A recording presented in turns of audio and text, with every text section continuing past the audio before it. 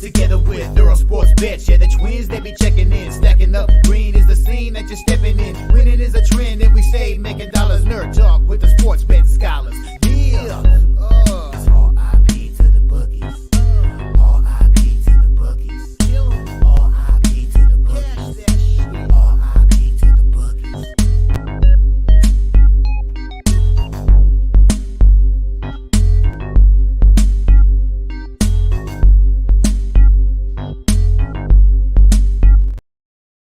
We are live. Welcome back to another edition of the Earle Sports Bet Show. My name is Nicholas Earle. It's just going to be me today.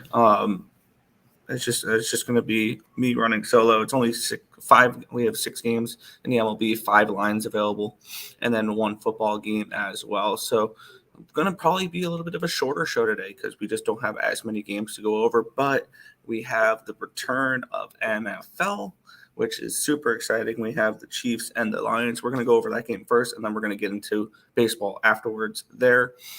So we got a lot to go over, or not. Wait, we don't have a lot to go over, but we're not going to waste any time still as well. We'll quickly recap what happened yesterday, what went right and what went wrong in the world of sports betting. And yesterday was a beautiful day. I finished 9-1-1 yesterday overall. It's one of those days that you look forward to as a capper. Won with the Brewers first 5 -1/2. My only loser was the Brewers -1.5. They had a multi-run lead and they blew it. That was the only game I lost yesterday. I pushed the first 5 under 6 in San Fran, Chicago. Everything else was smooth sailing from there. Phillies first 5 and Phillies full game both came through. Rays first 5 -1/2, full game -1 came through. Houston first 5 and Houston full game came through. They went into Texas and whooped the crap out of the Rangers for 3 games. It was beautiful to see. There's levels to this, and the Rangers are now on the outside looking in, which is great to see because I've been talking really negatively about the Rangers, and it's good to see that it's coming to fruition there. And probably my favorite game of the night is when I had late, because this line opened up around, I think, 285, 290 yesterday. And the Braves got all the way up to -310. So you know exactly what I did there. St. Louis first 5 plus 260. St. Louis full game plus 270. And the -300 fades continue to come in as of late. I was looking back this morning at what the -300 fades have done. They started off 0-6. So the -300 fades were not successful in the beginning of the season. Since then, they are 7-2, which is massively profitable. I'll post a full details on my Twitter about the -300 fade after the show, because I was really diving into how that has done so far this season, and it's been profitable. So we'll get into that, or I'll post about that later on my Twitter. But overall, yesterday, a beautiful 9-1-1 day, up 7.07 units. A amazing day. Hopefully, heading into a good weekend of football. And it's going to kick off with the Chiefs and the Lions tonight, which I'm excited to go over here in just a minute. We'll head over to the chat, and then we will get into said football game. Justin McElvey in the chat. McIvy. It's saying, yes, sir. Yep. My girl. What's good? What's good, Nathan? And let's get into this game. The Chiefs and the Lions here. The Chiefs are 4.5-point favorites with a total of 53.5 in this game. Let's get into the line history in this one, and we will get into the markets in this one. We have the KC Chiefs opening up at a -7 is what they opened up at a -7 on May the 11th. On August 8th or August 3rd, it went down to a 6.5, where it's been chilling there. It went down to a 6 the other morning, and now it's gone down from a 6 to a 5.5 to a 5 to a 4.5. If this line continues to move against KC, I'll probably grab a bit of Kansas City here.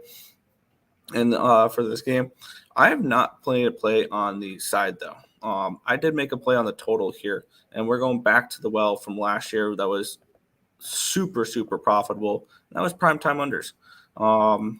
And let's take a look here at the cash flow in this game. We have 44% of the tickets and 64% of the cash is on the Lions. We have 45% of the tickets, 47% of the cash is on the under. Now, these lines have moved because of the injuries. Travis Kelce hyperextended his knee. I believe he's questionable for this game. Chris Jones finally signed his long-term deal. I believe he will be available for this game. And there's a couple other players who are questionable for this one as well. So let's get into what I played for this game here. And I went back to the primetime unders.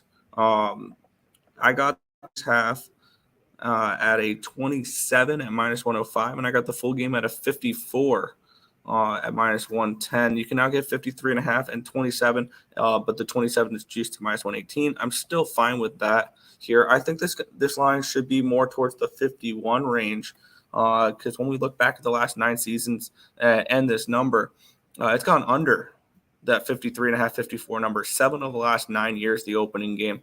And I think that continues into this one here. I think we see a little bit of a slow start. Primetime unders were ridiculous in the beginning of the season last year. I think that continues over to this year as well. So I'm on the unders, first five and full game unders. First half full game unders, 27 and 54 is what I got. Shop around. Also, if KC continues to drop, I'm definitely interested in the Chiefs. I kind of like them at 4.5. Because I think this was a little bit of an overreaction. I might grab a little KC minus 4.5 in this game as well, or a Detroit Lions team total under. I think that this Chiefs defense is better than people give them credit for, and you can get that Lions team total at a 23.5 at plus 110. I kind of like that under as well, but for me, first half full game under for this matchup. Stacks play of the day is Gibbs over 79.5 rushing and receiving yards. There you go. Let's go Lions. Got 800 on the plus 7. Bet that in June. There you go. I mean, if you liked the Lions, you should have bet them already. Let's see.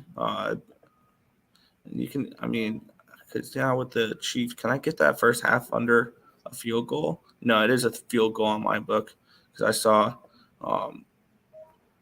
Chiefs minus 2.5. Lions team total over 23.5. Gonna lie bet the Chiefs if they go down. I kind of am interested in that as well. If I can get the Chiefs at a pick'em number or plus money, I'll probably go ahead and take the Chiefs. But yeah, 54 sounds nice. It does. I got that as the Kelce news was coming out. May roll with the first half minus 2.5, full game minus 2.5 by plus 2. First half under 28. Yeah, I mean.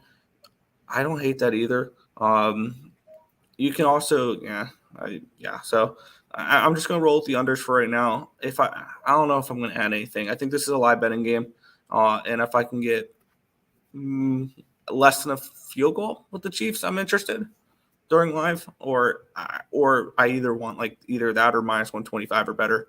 If the Lions go down and score early, I think that's a great way to approach the game. So. Chief line scares me, but the line doesn't scare me at all. I like the Chiefs a little bit at this number. I think this is a little bit of an overreaction for Kelce. 2 points it's an awful lot to move a line for Kelce. I get it; he's the best tight end in football, but that's a big move. So I'm gonna look towards the Chiefs here in this spot. If I can get them minus 125 or better live, I'll probably move on them there. But my favorite plays in this game are the unders. All right, let's get into baseball here. We have 5 games in the MLB to go over. There's 6 games on the slate, but only 5 have lines because try to remember which game does not have a line. That would be LA and Cleveland. Even though they're predicting Griffin Canning, we are not 100% sure who the pitcher is for that one. But with that being said, we have the LA Dodgers and the Miami Marlins. This line opened up at a 120. It's down to a 119. So a 1 cent line movement towards Miami. Total opened up at an 8.5 at even money. It's 8.5 at minus 105. Let's take a look at the cash flow in this one here. The Miami Marlins looking for the sweep against these LA Dodgers. And we have 84% of the tickets and 95% of the cash saying that they won't get swept. And the line's not moved towards them, though. The line's moved a penny against them. We have 69% of the tickets and 52% of the cash is on the over. And this line has moved towards the over 5 cents. So the bigger bets coming or more money coming in on the over, and the lines move slightly towards it. Let's just ballpark pow to today's card here, and we have Lone Depot Park at the normal minus 7%, minus 12% home runs, 0% double triples, minus 3% singles. We have Ryan Pepiot and Braxton Garrett, this pitching matchup here.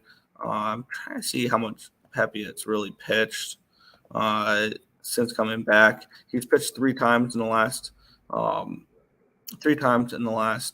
last month.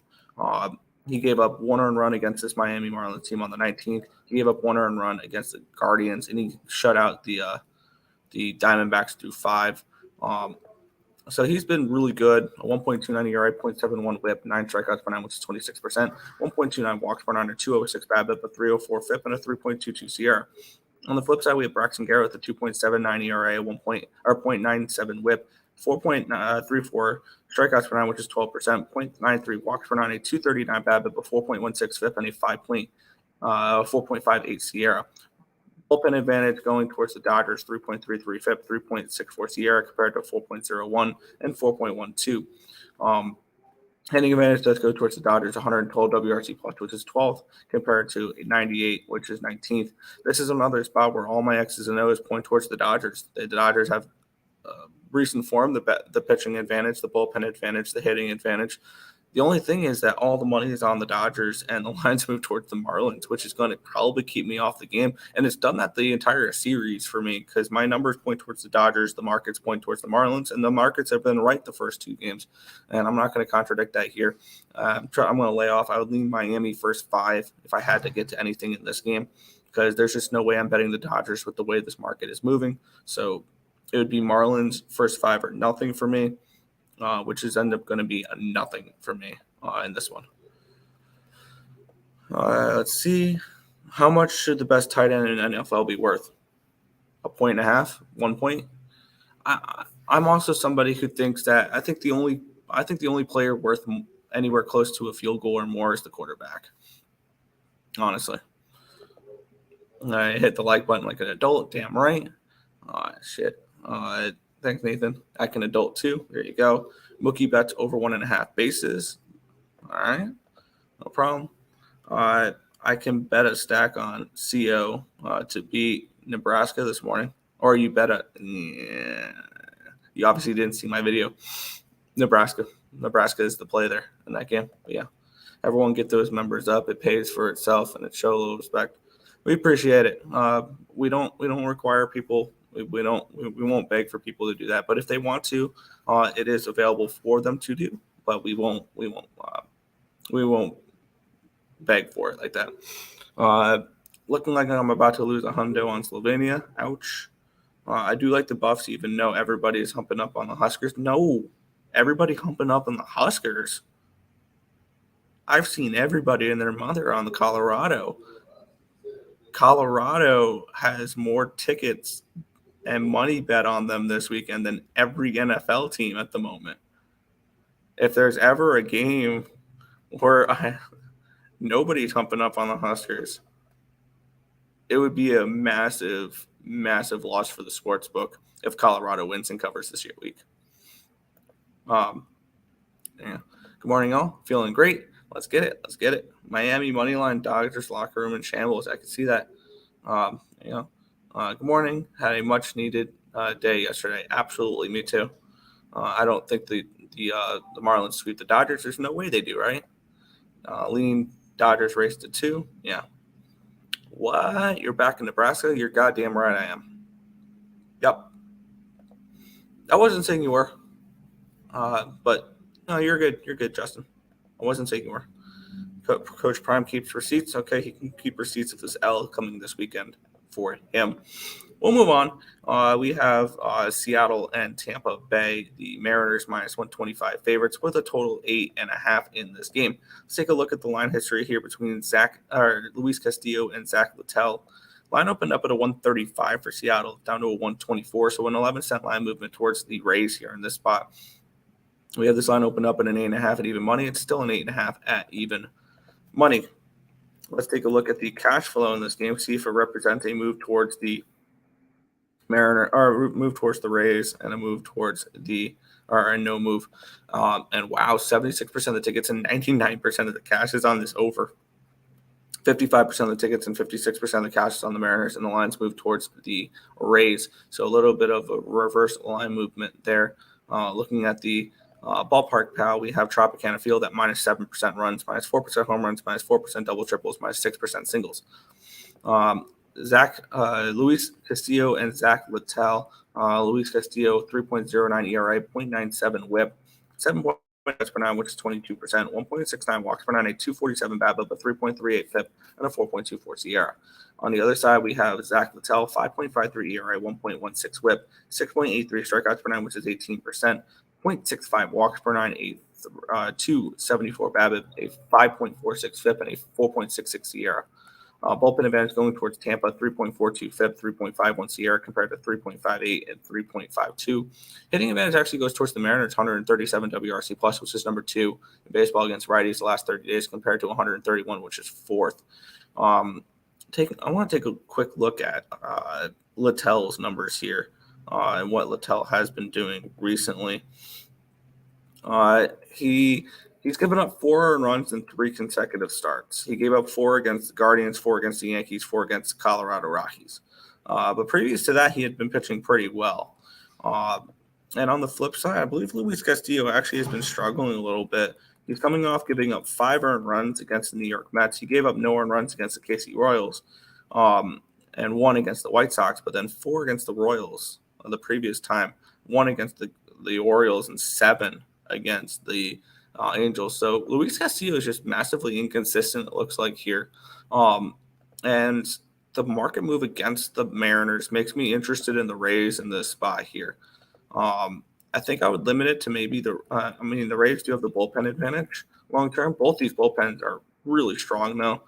But I've been just backing the Rays recently, and the Rays have been playing pretty well as of late. They did lose 2 out of 3 against Cleveland. They just beat Red Sox 2 out of 3. They lost 2 out of 3 against Cleveland. But previous to that, they had won 4 in a row in 8 of 9. And this is a team that's still in a dogfight. They're only 3 games behind the Orioles. And with a win tonight, they can get within 2.5 games. I think that this is a spot where Tampa gets the job done. And I'm looking at Tampa Bay a little bit in this game. And I kind of like this line. But I think the one thing I was concerned about was that 99% of the cash is on the over. But my numbers kind of like the over, and we're getting team total over for the Rays here at 3.5. I think that's a very reasonable line here for the Rays team total. I think I'm going to look to move on that here in this game. I don't like too much on the slate, I've noticed, but I think this is definitely a spot that I'm going to get to, is this Rays team total over at 3.5. I think that's definitely worth a look. It's minus 120, but asking the Rays to score 4 runs. I don't know if they win this game, but I think they can get to Castillo here. So I'll take the Rays team total over 3.5 at a minus 120 in this spot in this game. All right, cool. Let's head back to the chat here. Donate lunch money for Nick. Colorado beats Nebraska. I disagree. Also, if you like Colorado, you could have gotten, like Justin said, he got 7.5 for Colorado. I wouldn't argue with 7.5 of Colorado, but at minus 3, you've lost all the money. I have Nebraska as a favorite in that game, so appreciate the dono though.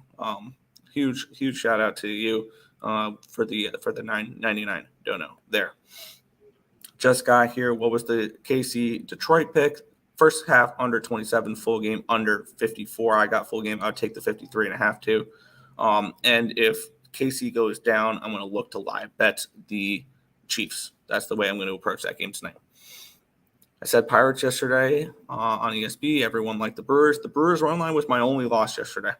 It happens. Good morning. Let's get paid today. Yes, sir. Justin said, I got Colorado plus 7.5 for 2 units. I bet it during the live stream last week when our nerd friend was not realizing Colorado is here. Not Pac-12 champs, but definitely ready to cash my over 3.5 wins. And here's where I would look, Justin. Now that you got +7, go ahead and wait for this line to get up to a 3.5. Grab the 3.5 and try to middle this. Try to middle it. I could see this being a 3-point Nebraska win. So go ahead, try to middle this number, and when it gets there, grab Nebraska at 3.5, 4. Gives you a hell of an opportunity. Raise money line on your card. Going to add the Rays team total over. I don't mind the Rays money line team total. I like it though. I feel that my initial was Seattle, but I feel Tampa may get this one. Yes. I watched a video of Coach Prime meeting the former Colorado football team for the first time, and I wish I'd seen it sooner. They gave him free reign. Yeah, but for this game, it's just the line has moved 10.5 points since the opening line. Justin said he got 7.5 with Colorado. Now you have to lay 3 with Colorado. Potentially, you're going to see 3.5s and 4s too later this week. It's just it's different trying to bet those lines. Never watched football until this year. I really don't know anything, but has an alt line parlay piece. Would you go under 63.5 or over 43.5? Be safer for KC Detroit. Under for sure. I was thinking the same thing as Nebraska, as a Nebraska live bet. If they go down, you can get 3.5 pregame, and you're guaranteed to hit at least 1 and try to pull that middle. But yeah, schools entry requirements to accommodate any athlete he wanted to bring in. They smashed Colorado. That's all I've heard all week is everybody loves Colorado. I get it. I understand. Everybody saw what they saw last week. They saw Nebraska choke away another game, and they saw Colorado outright win as a 21-point dog. I understand what people saw. Today I'm going for 2-3 team parlays. Good luck. Earle Sportsbets does not advocate for parlays. Appreciate that. Not a problem. We have 3 games remaining here. The Detroit Tigers are at the New York Yankees. The Yankees are $1.55 favorites with a total of 8.5 in this game. Let's get into this line history. The spot between Carlos Rodon and Eduardo Rodriguez. Line opened up at a 160. It's up to a 155. Line opened up at an 8. It's up to an 8.5. So a move towards the over and a move towards the Tigers in this one here. We have 87% of the tickets and 68% of the cash is on the over. The line has moved up a half a run, so that makes sense there. And we have 36% of the tickets and 68% cash is on the Yankees. If you get the lines moved 5 cents towards the Tigers, which is kind of interesting there. We have Yankee Stadium as the best hitting conditions on the slate, plus 10% runs, plus 25% home runs, minus 2% doubles, triples, plus 1% singles. Let's take a look at the pitching matchup here. Carlos Rodon and Eduardo Rodriguez. Rodriguez, 3.6 ERA, 1.33 whip, 8.1 strikeouts per 9, which is 21%, 3.3 walks per 9, and 3.06 BABIP, a 3.96 FIP, and a 4.62 SIERA. On the flip side, we have Rodon, 4.91 ERA, 1.15 whip, 8.35 strikeouts per 9, which is 22%, 2.45 walks per 9, a 2.39 BABIP, a 6.26 FIP, and a 5.10 SIERA.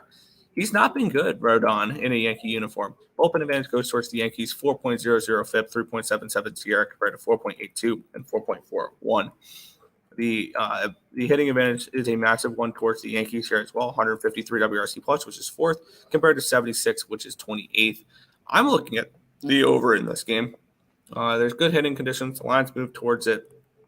Both these teams, or the Yankees, are smashing lefties, and I don't trust Rodon to get through this game unscathed like that. I like the over 8.5 in this game. I kind of lean the Yankees team total over as well. It does worry me that the lines moved a little towards the Tigers, though. I don't know if I trust the Tigers to put up as many runs, but Rodon's been just that bad. But the Tigers are 28th in baseball the last 30 days against left-handed pitching, only hitting at a 76 WRC plus. But I'll trust the Yankees to put up most of these runs. The offense for the Yankees, since they've called up the young guys, has really started to blossom. Dominguez has been playing really well since his call up, and this Yankees team is starting to look a little dangerous. I lean towards the Yankees team total over 4.5 in this game as well, but I'm just going to side with the over 8.5 in this game. I think we see some runs in this spot, and my numbers like it as well. So over 8.5 here, Yankees and Tigers for me. Justin on the same page there, the over 8.5. Nathan looking at the money line here for the Yankees at minus 155. Yeah, I would lean that way. But obviously, I would take the -1 or for the first half, the -0.5. Yeah, I took the under 8.5 last night in this Yankees game. Yikes. All good. That's half the fun is having people disagree with you.